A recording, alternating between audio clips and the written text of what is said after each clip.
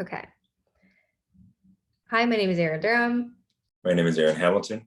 and we are doing a presentation on standardized testing. So to start us off, we will begin with the history of standardized testing in Texas. So in 1979, the 66th Texas legislature enacted a law requiring basic skill competencies in math, reading, and writing for subject or for grade levels 3rd, 5th, and 9th.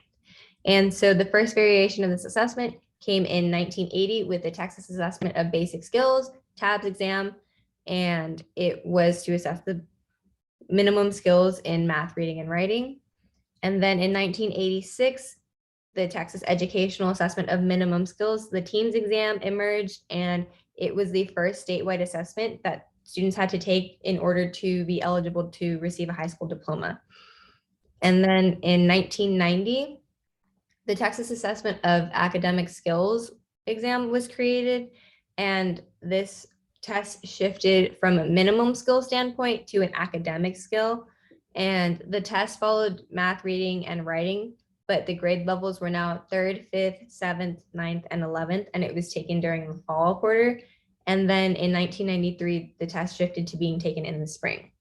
And so starting in 1994, end of course exams began to emerge, with biology being the first one. And then in 1995 through 2002, the EOC subject content was expanded in order to fulfill graduation requirements. So in 2003, the Texas Assessment of Knowledge and Skills exam, the TAKS test, was created, and it was meant to be a more comprehensive and more accurately measurable tests for state mandated curriculum expectations. And so by law, those who are taking the TAKS test, were required to pass the 4 content levels in order to graduate from a Texas public high school. And so it was English, math, science, and social studies.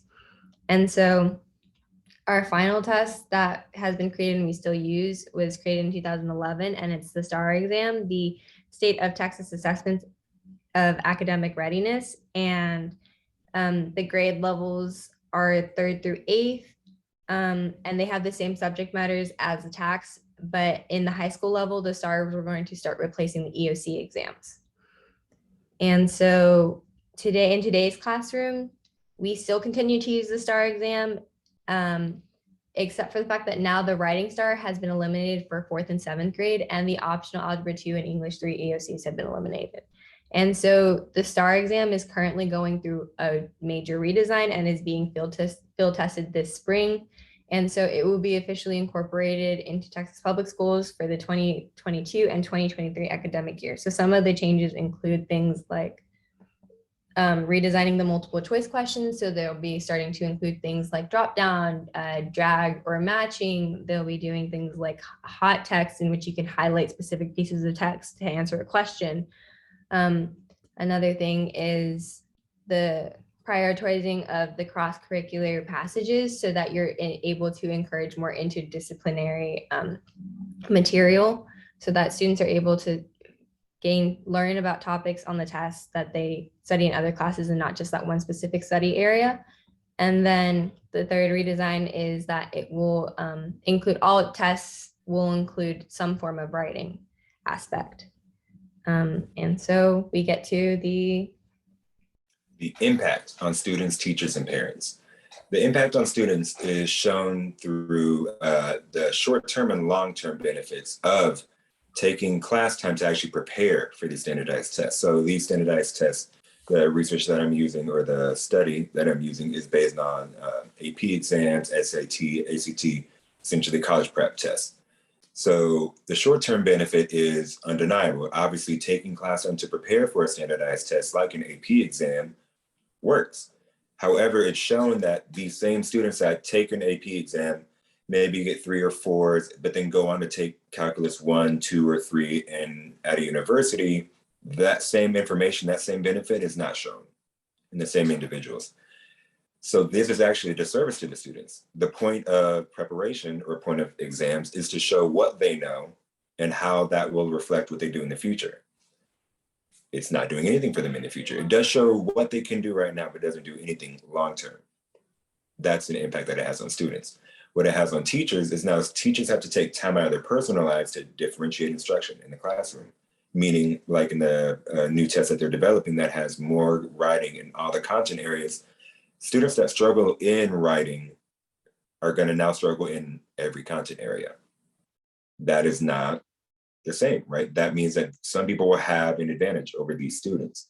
So now teachers either have to spend more time with them and less time with the people that have an advantage, which is unethical, or vice versa, and just teach writing to blanket it to everyone, or they have to take time out of their personal lives to differentiate instruction. That is what did I write? That's teachers having to work around the system that clearly doesn't value the variation that exists between different people. And the last impact is on the parents, signing students up for pre-SATs, purchasing preparation materials, hiring tutors, and paying for standardized exams like SAT, ACT, credit by exam, etc. Requires, this is what parents now have to purchase. This is what they have to pay for. This is now an economic impact. This creates a socioeconomic bias among the college applicants. Those that can afford all these different resources are way more likely to get better scores and therefore way more likely to receive an acceptance letter. And so these are some of the suggested changes that we have for standardized testing. And so the first one being shorter test time. So it's shown that a lot of tests tend to be taken back to back, or they're taken for very long periods of time. And so students tend to do poorly on these exams because there is cognitive fatigue going on. Besides this, there should also be a higher emphasis on learning versus assessment for competition or ranking purposes for schools. And so the students should be proving how much they know, and teachers should be able to look at the results and the data collected from the tests in order to determine what they should be doing and teaching in the classroom. And then the other changes are there should be less bias in the data, the bias being some students having an easier time on writing than others. So that's obviously going to bias the data. There's some students that may understand math just as much as the other kids, but now that they have to do more word problems or however they're going to do it, that's a disadvantage. That does not accurately reflect what they know in the content area. The bias of socioeconomic differences between individuals.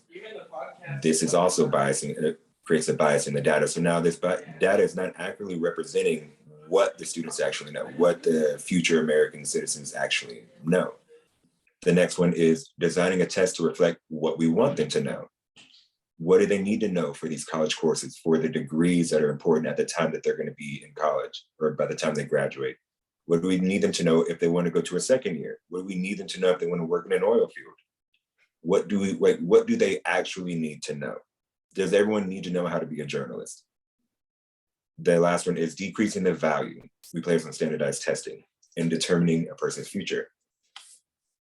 If these tests are so inconsistent, if they are so inaccurate in representing what they know and not accurate in what we want them to know, how important are they really? Should we decrease the value of standardized testing in determining their future and how they get into college, or do they graduate? That's my opinion. I do not think we should have as high value on these tests. Mm-hmm. And so with that, here are references, and we thank you for your time. Thank you. So